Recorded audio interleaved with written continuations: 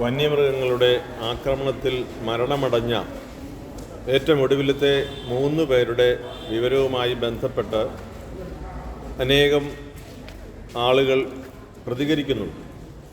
കേരള കത്തോലിക്ക മെത്രാൻ സമിതി ഈ വിഷയത്തിൽ സർക്കാർ കുറച്ചുകൂടി ഗൗരവതരമായി ഇതിനെ കാണണം എന്ന് ആവശ്യപ്പെട്ടിട്ടുണ്ട്.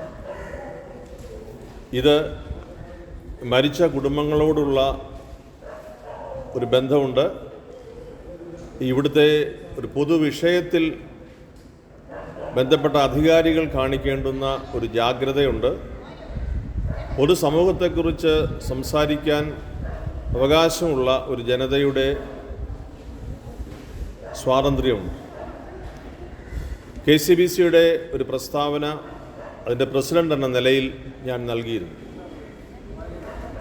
വന്യജീവികളുടെ ആക്രമണത്തെ ഫലപ്രദമായി എങ്ങനെയാണ് നിരായുധരായ ആളുകൾ, പ്രത്യേകിച്ച് വനത്തോട് അടുത്തുള്ള സ്ഥലത്ത് താമസിക്കുന്ന ആളുകൾക്ക് ലഭിക്കുക, ഇതിലാരും അക്ഷമരാകേണ്ട കാര്യമില്ല. ഇതൊരു സംസ്ഥാന സർക്കാരിനോട് ഇവിടുത്തെ ഒരു പൊതു ആവശ്യം ഉണർത്തി എന്നുള്ളതിൽ പ്രതിഷേധമോ അസ്വസ്ഥതയോ പ്രകടിപ്പിക്കേണ്ട വിഷയവുമില്ല. ബന്ധപ്പെട്ട അധികാരികൾ ജനങ്ങളുടെ ജീവൻ നിലനിർത്തുന്നതിനാവശ്യമായ പക്വമായ നടപടികൾ അവസരോചിതമായി സ്വീകരിക്കേണ്ടുന്നതിന് പകരം പ്രകാരമുള്ള അഭിപ്രായങ്ങൾ നിഷ്പക്ഷമായും ജനങ്ങൾക്ക് വേണ്ടിയും സംസാരിക്കുന്നവരെ അങ്ങനെ ഭയപ്പെടുത്തി നിശബ്ദരാക്കാം എന്ന് ഒരു വകുപ്പും ഒരു ഭരണാധികാരിയും അങ്ങനെ വിചാരിക്കേണ്ടതുമില്ല.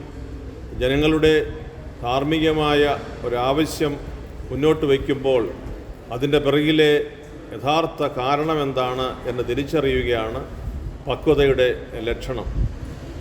ഈ വന്യമൃഗങ്ങളുടെ ആക്രമണമേറ്റ് മരണമടഞ്ഞ കുടുംബങ്ങൾക്ക് നമ്മുടെ ഈ ചർച്ചകളേക്കാൾ അപ്പുറത്ത് ചില പ്രതിവിധികളുണ്ട്. ഇനി ഇത് ആവർത്തിക്കാതെ ഇരിക്കാനുള്ള മുൻകരുതലുകൾ എടുക്കേണ്ടതുണ്ട്. അതിന് പകരം ഈ വിഷയവുമായി ബന്ധപ്പെട്ട് പ്രതികരിച്ചവരെയെല്ലാം അവരുടെ അഭിപ്രായങ്ങളൊന്നും പറഞ്ഞുകൂടാ എന്ന നിലപാടിലല്ല നാം അവലംബിക്കേണ്ടത്.